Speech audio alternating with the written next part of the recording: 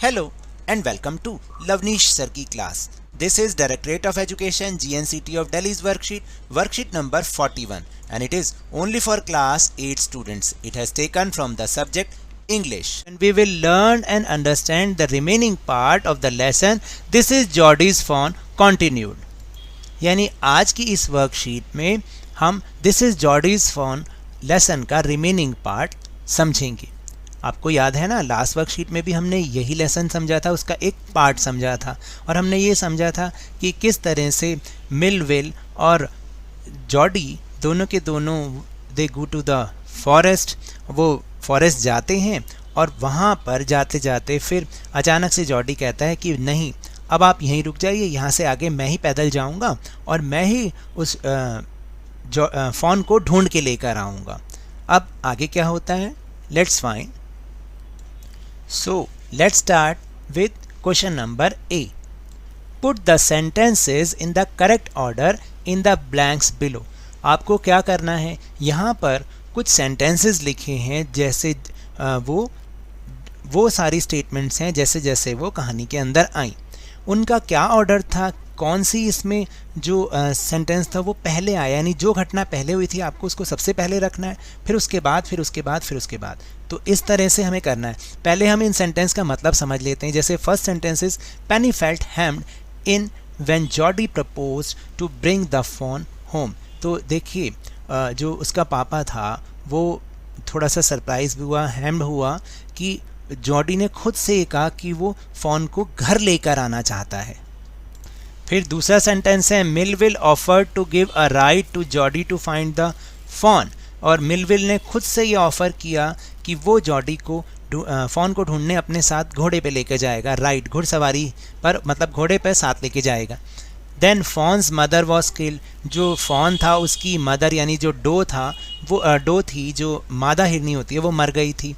Jordi sent Millwheel back. Jody ने Millwheel को वापस भेज दिया। And the Jody's mother was stunned at what Jody had said. और जॉर्डी की जो मदर थी वो एकदम हैरान हो गई कि जॉर्डी ने आखिर क्या कह दिया। तो अब आपने इनको सही ऑर्डर से प्लेस करना है। तो देखिए जो सबसे पहली घटना थी वो थी नंबर 3, यानी सबसे पहले क्या हुआ था, फॉन की जो मदर थी यानी वो जो बच्चा हिरन था उसकी मम्मी यानी कि मादा हिरनी मर गई थी। उसके बाद number 1 Penny felt hemmed in when Jody propose to bring the fawn home, यानी वो थोड़ा सा अस्वाभाविक हो गया कि जब वो फ़ोन को घर लाने के लिए जॉर्डी ने उसको बोला। फिर इसके बाद जो आएगा वो आएगा कि फिफ्थ वाला Jody's mother was stunned at what Jody had said, यानी जॉर्डी ने क्या कह दिया ये सुनकर उसकी मम्मी हैरान हो गई। फिर फोर्थ में आएगा कि मिलविल ऑफर्ड, सेकंड आएगा इसमें, Millwheel offered to give a ride to Jody to find the fawn. और सबसे लास्ट में आएगा fourth number sentence Jody sent Millwheel back. Jody ने मिलविल को वापस भेज दिया। तो इस तरह से इस ऑर्डर में हमें इसको लिखना है। So the B part is read the following passage from the lesson. Part 2 continue. अब आप इसको ध्यान से समझिएगा, आगे स्टोरी क्या होती है। He waited for the sound of the hooves to end then cut to the right. तो जब उसने मिलविल को वापस भेज दिया तो अब वो जो घोड़े की जो टापों की आवाज़ होती है ना, पैरों की आवाज़ होती है, उसके ख़त्म होने का इंतज़ार करने लगा, क्योंकि उसने उसको वापस भेज दिया था कि जब वो वापस यहाँ से चला जाएगा मैं उसके बाद ही उसको ढूंढूंगा। देन कट टू राइट, और फिर उसने राइट की तरफ अपना रास्ता लिया। द स्क्रब वॉज स्टिल, और अभी भी जो है वो थोड़ी थोड़ी आवाज़ थी, और only his own crackling of twigs sounded across the silence. और अब क्या था, केवल जो है थोड़ी थोड़ी आवाज़ आ रही थी, बिल्कुल उसी की। क्रैकलिंग ऑफ ट्विग्स का मतलब होता है कि जब वो चल रहा था तो उसी से जो पैरों पे रख के जो टहनियों की आवाज़ आ रही थी, इस पूरी शांति में केवल वही आवाज़ आ रही थी और कुछ नहीं था। He wondered for an instant if he had mistaken his direction. अब वो एक बार को तो एक क्षण को उसको ये लगा कि शायद वो कोई गलती तो नहीं कर रहा इस डायरेक्शन में जाने में, यानी कहीं वो दिशा भूल तो नहीं गया। Then a buzzard rose in front of him and flapped into the air. और तभी उसको बहुत बड़े बड़े जो शिकारी पक्षी जैसे बाज होते हैं या गिद्ध होते हैं वो तुरंत उसकी आंखों के आगे मतलब उड़ते हुए दिखाई देने लगे हवा में। He came into the clearing under the oaks, और वो जो है अंडर द ओक्स मतलब जो वहाँ पर आके वो क्लियर करता हुआ मतलब आके उसने ज़रा ओक्स जो ट्रीज़ होते हैं उसके नीचे से ज़रा देखा, ध्यान से देखा कि आखिर क्या माजरा है। Buzzard sat in a circle around the carcass of the doe, और जो बजर्ड्स थे, जो बड़े बड़े ये गिद्ध और ये बाज जैसे पक्षी, शिकारी पक्षी होते हैं ना, उनके लिए ये शब्द यूज़ किया बजार्ड्स। वो क्या था, वो सर्कल में बैठे हुए थे किसके, जो डो का मृत शरीर था, जब मादा हिरनी मर चुकी थी उसके मृत शरीर के चारों ओर सर्कल में वो बैठे हुए थे। They turn their heads on their long scrawny necks and hissed at him, और वो क्या कर रहे थे, उन्होंने उसके हेड को, जो उसकी लंबी गर्दन थी, उसको बिल्कुल पतला कर दिया था। पतला इन द सेंस यानी उसके ऊपर से सारा मांस खा लिया था। He threw his bow at them, he threw his bow, ये क्या लिखा है, bow at them and they flew into an adjacent tree। उसने क्या किया, उसके हाथ में जो एक टहनी थी ना जिससे वो रास्ता यूँ साफ करता हुआ चल रहा था, झाड़ियों को हटाता हुआ चल रहा था, वो उसने जोर से फेंक के मारी और वो सारे के सारे जो पक्षी थे वो साथ वाले ट्री पर उड़कर बैठ गए। The sand showed large cat prints but the big cats killed fresh and they had left the doe to the carrion birds। तो देखिए जो मिट्टी थी वो ये शो कर रही थी, क्या शो कर रही थी, बड़े बड़े कैट के प्रिंट की, कि जो जैसे तेंदुआ टाइप होता है ना, बिग कैट कहते हैं उन्हें। उन्होंने क्या किया था कि जैसे उसको मार दिया था डो को, और जो है और जो उसका शरीर जो है डो को, वो जो दूसरे बर्ड्स होते हैं उनके लिए वो छोड़ के चले गए थे, क्योंकि वहाँ पर वो पूरे पूरे उनके पंजों के निशान दिखाई दे रहे थे। जैसा कि आप देखेंगे ना इस पिक्चर में भी आपको दिखाया गया है, इस तरह से मिट्टी पर ये इस तरह से पाँव के निशान थे वो। देन क्या हुआ, he parted the grass at the place where he had seen the fawn, और धीरे धीरे वो घास को अलग करता हुआ, झाड़ियों को अलग करता हुआ आगे चला, उस स्थान पर पहुंचा जहां पर उसने फॉन को देखा था। It did not seem possible that it was only yesterday. देखिए उसको लगता तो नहीं था कि ये पॉसिबल होगा, क्योंकि अभी बस जस्ट कल की बात है कि भाई हो भी सकता है वो वहाँ मिले, but the fawn was not there, उसको फॉन वहाँ पर नहीं मिला, वो वहाँ पर नहीं था।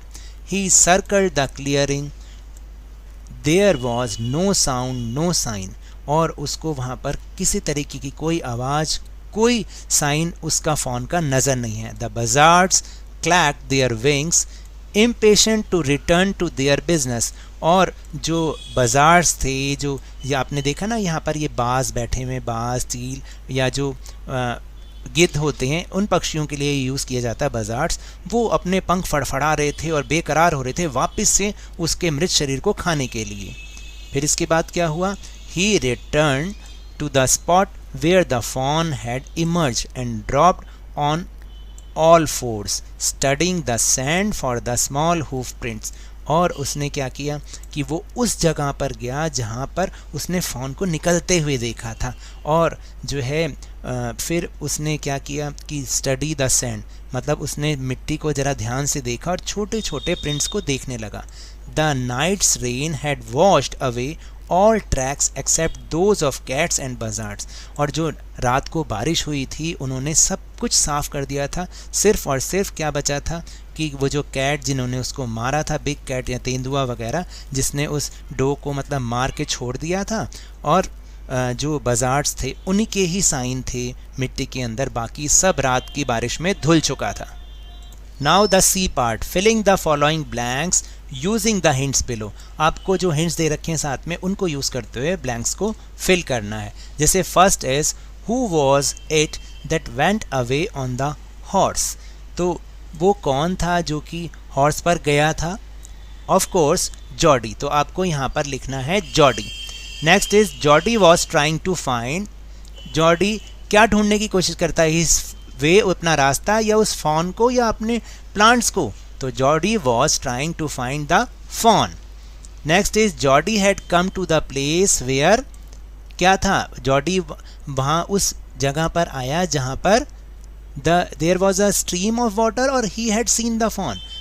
तो इसका आंसर है he had seen the fawn. तो Jody had come to the place where he had seen the fawn, जहां पर उसने फॉन को देखा था। Now fourth is Jody got rid of the buzzards by throwing his.